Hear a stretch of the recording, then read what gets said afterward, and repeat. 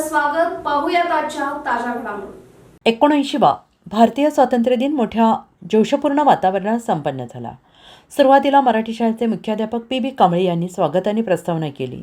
त्यानंतर भूदेणगीदार विजय माळी, सतीश करवते तसेच कमिटीचे अध्यक्ष राहुल वराळे, संतोष जिरगे यांच्या हस्ते महात्मा गांधी आणि डॉक्टर बाबासाहेब आंबेडकर यांच्या प्रतिमेचं पूजन करण्यात आलं. त्यानंतर उपस्थित महिला वर्गाच्या हस्ते ध्वजकट्टा पूजन करण्यात आलं.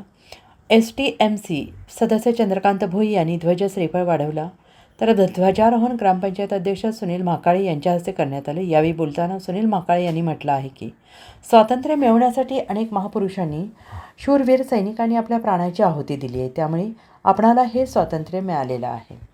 सरकारी शाळा या सुज्ञान नागरिक घडवण्याचं काम करत असतात आणि ती ज्ञान केंद्रे आहेत. ती टिकली पाहिजेत, यासाठी पालकांनी आपल्या मुलांना सरकारी शाळेत पाठवावे.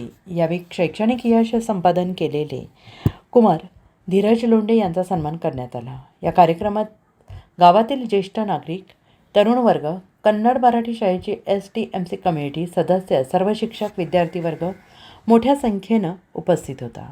शेवटी आभार कन्नड शाळेच्या मुख्याध्यापिका कोरव मॅडम यांनी व्यक्त केले. SB न्यूजसाठी बोरगावहून मुख्य संपादक शिवाजी भोरे. राजकीय, सामाजिक, आर्थिक असा सर्व घडामोडींचा आढावा पाहायला विसरू नका SB न्यूज चॅनल आणि नक्कीच सबस्क्राईब करा.